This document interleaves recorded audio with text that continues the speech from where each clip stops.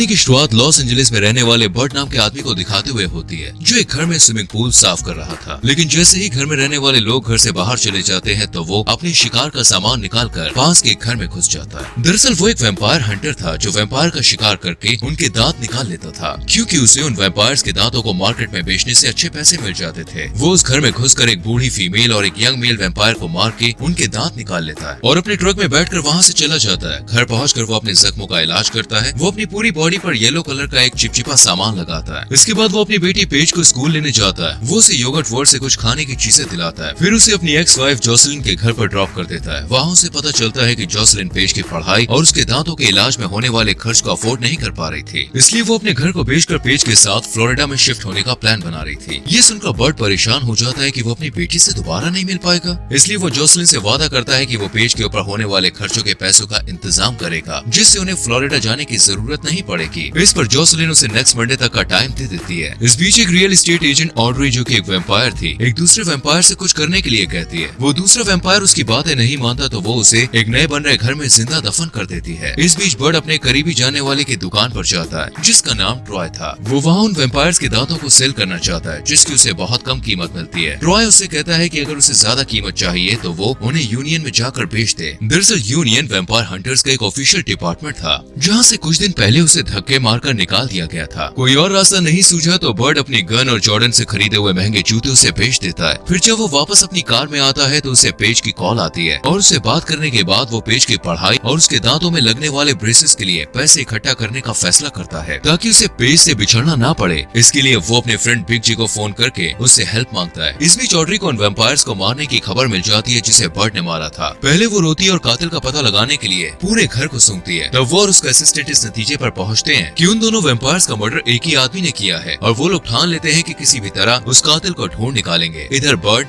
Big जी से मिलता है। फिर वो दोनों यूनियन जाकर वहाँ के हेड राल्फ सीगर से मिलते हैं। बिग जी कहता है कि बर्ट यूनियन में वापस आना चाहता है। उसे अपनी गलती का एहसास हो चुका है और वो काफी बदल गया है, लेकिन राल्फ को भरोसा नहीं होता। वो कहता है कि बर्ट ने यूनियन के बहुत सारे नियम तोड़े थे, यहाँ तक कि एक बार जोखिम उठाकर शिकार करते हुए उसने अपने एक साथी की जान को भी खतरे में डाल दिया था। काफी समझाने के बाद राल्फ उसे एक हफ्ते के लिए ट्रायल के तौर पर रखने को तैयार हो जाता है। वो उसे डे शिफ्ट में काम करने को देता है, लेकिन डे की जगह नाइट शिफ्ट में पैसे कमाने के ज्यादा चांसेस हैं। इसलिए बर्ट रिक्वेस्ट करता है कि उसे नाइट शिफ्ट में रखा जाए, पर राल्फ नहीं मानता और कंपनी की तरफ से एक आदमी को भी उसके साथ लगा देता है, जो शिकार के वक्त हमेशा उसके साथ रहकर उस पर नजर रखेगा, जिससे बर्ट कोई भी नियम को तोड़ ना सके। राल्फ से मिलने के बाद बर्ट दांतों को बेचने के लिए यूनियन के अकाउंट डिपार्टमेंट में जाता है, जहाँ उसकी मुलाकात सेथ से होती है, जो एक मामूली क्लर्क था और जिसे राल्फ ने बर्ट के साथ शिकार पर जाने की जिम्मेदारी सौंपी थी। सेथ कहता है कि वो अभी फील्ड वर्क के लायक नहीं है, पर राल्फ ने उसे वादा किया था कि अगर वो इस काम को सही से पूरा कर लेगा तो वो उसको प्रमोट कर देगा। इसलिए वो बर्ट के साथ शिकार पर जाने को तैयार हो गया था। अगले दिन सेथ सुबह सुबह बर्ट के अपार्टमेंट में पहुंच जाता है और देखता है कि बर्ट चलने की तैयारी कर रहा है। बर्ट उसके साथ दोस्ताना अंदाज में बात करता है और उसे नाश्ते के लिए भी कहता है, पर सेथ मना कर देता है और उससे ज्यादा बात भी नहीं करता है। रास्ते में बर्ट उसे वैम्पायर्स के बारे में पूछता है तो सेथ कहता है कि भले ही उसने अभी तक कोई शिकार नहीं किया था,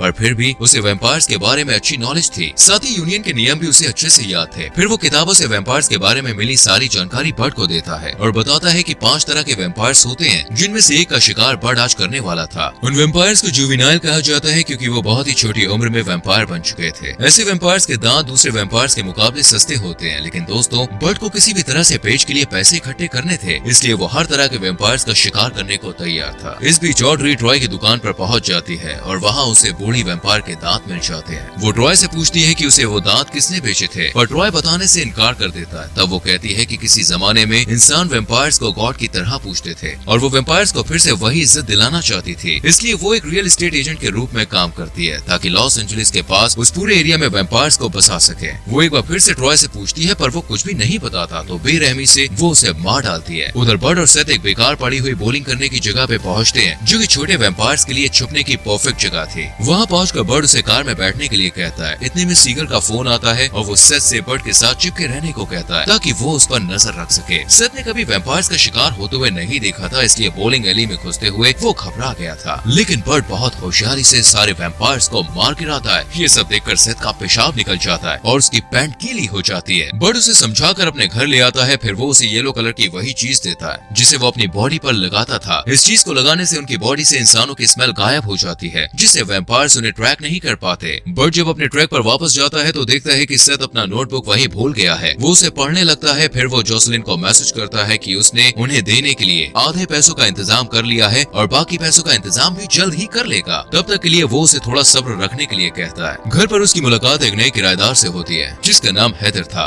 पेशे से वो एक नर्स थी। अगले दिन बर्ट सेथ को उसके घर से पिक करता है और उसकी नोटबुक को ऊंची आवाज में पढ़ने लगता है, जिसमें लिखा था कि बर्ट ने कल शिकार के दौरान बहुत सारे नियम तोड़े थे। ये सुनकर सेथ उससे कहता है कि उसने वो सारे रिकॉर्ड्स लिखे जरूर हैं, पर राल्फ को उनके बारे में कुछ भी नहीं बताया है। तब बर्ट सेथ से रिक्वेस्ट करता है कि वो उसे और 2 दिन की मोहलत दे दे ताकि वो अपनी बेटी के लिए पैसा इकट्ठा कर सके। इसके बाद भले ही यूनियन उसे दोबारा निकाल दे, कोई परवाह नहीं है उसे। फिर वो जरूरी चीजें खरीदने के लिए ट्रॉय के पॉन शॉप में जाता है, पर वहाँ उसे ट्रॉय की डेड बॉडी मिलती है और टेबल पर बर्ट का नाम लिखा हुआ मिलता है, जो शायद ऑड्री के टॉर्चर करने पर ट्रॉय ने लिखा होगा। सेथ तुरंत उसकी खबर राल्फ को देना चाहता है, पर बर्ट उसे रोक देता है और उसे बताता है कि बार बार नियम तोड़ने की आदत के बावजूद भी उसने यूनियन को सिर्फ इसलिए ज्वाइन किया था कि वो अपनी बेटी पेज के लिए पैसे इकट्ठा कर सके ताकि उसे अपनी बेटी से बिछड़ना ना पड़े। सेथ को उस पर दया आ जाती है और वो मान जाता है कि वो मंडे तक राल्फ को किसी भी रूल के टूटने की रिपोर्ट नहीं करेगा। घर आकर वो देखता है कि हेदर अपनी अपार्टमेंट की खिड़की पर किसी आदमी के साथ बहस कर रही थी। अगले दिन बर्ट और सेथ का सामना नाइजीरियन ब्रदर से होता है। वो दोनों भाई फेमस वैम्पायर्स हंटर थे जो कि स्टीरियो रिपेयर करने वाले के भेस में घूमा करते थे। वो बर्ट के साथ मिलकर वैम्पायर्स के अड्डे पर हमला करने और उसमें होने वाले प्रॉफिट को बराबर बराबर बांटने का प्लान बनाते हैं। अड्डे पर इतने सारे वैम्पायर्स को एक साथ देखकर सेथ फिर से कपड़ों में पेशाब कर देता है, जबकि बाकी लोग बहादुरी से लड़ते हुए सारे वैम्पायर्स को खत्म कर देते हैं। जब सारे वैम्पायर्स मारे जाते हैं तो सेथ रियलाइज करता है कि उस अड्डे पर अलग अलग किस्म के वैम्पायर्स एक साथ रहते थे, जो मामूली बात नहीं थी। नाइजीरियन ब्रदर्स कहते हैं कि वैम्पायर्स ने एक ऐसी सनस्क्रीन खोज निकाली थी जिसको लगाकर वो दिन में बाहर भी जा सकते थे। घर लौटते वक्त बर्ट सेथ की तारीफ करते हुए कहता है कि उसमें काफी सुधार हुआ है और उसमें एक हंटर बनने के सारे गुण हैं। इसके बाद बर्ट पेज को उसकी एक फ्रेंड की बर्थडे पार्टी में ले जाता है। वहाँ उसे ऑड्री का कॉल आता है जो उसे जान से मारने की धमकी देती है। बर्ट समझ जाता है कि उसे और उसके परिवार की जान का खतरा है, इसलिए वो तुरंत ही पेज को साथ लेकर अपने घर के लिए निकल पड़ता है। रास्ते में वो देखता है कि ऑड्री के कुछ लोग उनका पीछा कर रहे हैं, तब वो पेज को हेडफोन्स लगाकर अपने आईपैड पर गेम खेलने के लिए कहता है और खुद गाड़ी को इतनी तेज भगाता है कि वो लोग बहुत पीछे रह जाते हैं। उन 2 लोगों में से एक को बर्ट पहचान जाता है कि ये वही आदमी था जिसके साथ पिछली रात हेदर की बहस हुई थी। बर्ट जब जोसेलिन के घर पहुंचता है तो देखता है कि उससे पहले ऑड्री वहां पहुंचकर जोसेलिन को बंदी बना चुकी थी और जमीन पर सेथ बेहोश पड़ा था, जिसे वैम्पायर्स ने दांतों से काटा था। ऑड्री बर्ट को छोड़कर जोसेलिन और पेज को अपने साथ ले जाती है। उसे पक्का यकीन था कि सेथ जब जागेगा तो बर्ट को खा लेगा, पर नया नया वैम्पायर बना सेथ बर्ट का मुकाबला नहीं कर पाता है और जल्द ही बर्ट उस पर काबू पा लेता है। बर्ट उसके सर को काट देता है, पर फिर भी सेथ नहीं मरता और अपने हाथ से अपना सर अपनी बॉडी पर फिक्स कर देता है और वो दोनों वहाँ से निकलकर हेदर के घर पहुँचते हैं, क्योंकि बर्ट को लगता है कि हेदर ऑड्री के लिए काम कर रही है। वहाँ पहुँचकर उन्हें पता चलता है कि ऑड्री ने हेदर को वैम्पायर बना दिया था और उससे जबरदस्ती अपने काम करवाती थी और हेदर को ना चाहते हुए भी उसकी बात माननी पड़ती थी। ऑड्री बॉब की जान के पीछे इसलिए पड़ी थी क्योंकि बॉब ने जिस बूढ़ी वैम्पायर को मारा था वो ऑड्री की बेटी थी। अपनी बेटी की मौत का बदला लेने के लिए ऑड्री पेज को वैम्पायर बनाना चाहती थी ताकि वो अपनी माँ जोसेलिन को काट कर खा ले। इस काम के लिए वो पेज को वैम्पायर्स की पवित्र जगह पर ले जाती है। इस बीच सेथ अपनी वैम्पायर वाली नई जिंदगी से एडजस्ट करने की कोशिश करता है और इसमें हेदर उसे गाइड करती है। सेथ और हेदर ऑड्री को हराने में बर्ट की हेल्प करना चाहते हैं और उसके अंडरग्राउंड बेस की तरफ जाते हैं, जहाँ ढेर सारे वैम्पायर्स को देखकर उनकी हालत खराब हो जाती है। सेथ बिग जे को बहुत पहले ही खबर कर चुका था, इसलिए बिग जे उन तीनों की हेल्प करने वहाँ पहुँच जाता है। फाइट करते हुए बिग जे को एक वैम्पायर काट लेता है, पर वो हिम्मत नहीं हारता और बर्ट को ऑड्री से अकेले मुकाबला करने देता है और खुद एक बम के जरिए सारे वैम्पायर्स को मारने के लिए अपनी जान की बाजी लगा देता है। उधर सेथ और हेदर ऑड्री के बॉडीगार्ड से फाइट करते हैं, जबकि बर्ट ऑड्री से लड़ता है। हेदर और सेथ से अकेले लड़ते हुए गार्ड उन दोनों को एक एक हाथ से पकड़कर अपने काबू में कर लेता है, पर तभी सेथ और हेदर उसे अपनी तरफ जोर से खींचते हैं, जिससे उसके दोनों हाथ टूट जाते हैं। दूसरी तरफ ऑड्री और बर्ट की लड़ाई चलती है। ऑड्री के पास सुपर पावर और सुपर स्पीड होने के बावजूद बर्ट अपनी चालाकी से उसे हरा देता है। वो एक बहुत बारीक चांदी की तार को रास्ते में लगा देता है और जब ऑड्री बर्ट को मारने के लिए बहुत तेजी से बर्ट की तरफ बढ़ती है तो उस बारीक तार से उसकी गर्दन कट जाती है और वो तुरंत ही मर जाती है। जब सारे वैम्पायर्स मर जाते हैं तो बर्ट जोसेलिन और पेज को गले लगाता है। फिर वो सब हेदर और सेथ से मिलते हैं और बर्ट उन्हें अच्छे वैम्पायर्स के रूप में अपनी फैमिली से इंट्रोड्यूस कराता है। सीन शिफ्ट होता है दोस्तों और हम देखते हैं कि यूनियन में राल्फ बर्ट और सेथ से कोई रिपोर्टिंग नहीं करने की वजह से डांटता है। वो उन दोनों पर बहुत सारे नियमों को तोड़ने का इल्जाम भी लगाता है, पर सेथ नियमों में कमी निकालकर खुद के साथ बर्ट का भी बचाव करता है। भले उसे प्रमोशन नहीं मिलता, पर वो बर्ट के साथ काम करके एक अच्छा शिकारी बनना चाहता है। जब बर्ट अपने परिवार के साथ घर को लौट रहा होता है तो अचानक बिग जे मेन होल से निकलकर उनके सामने आ जाता है। दरअसल वैम्पायर बन जाने के कारण बिग जे उस बम धमाके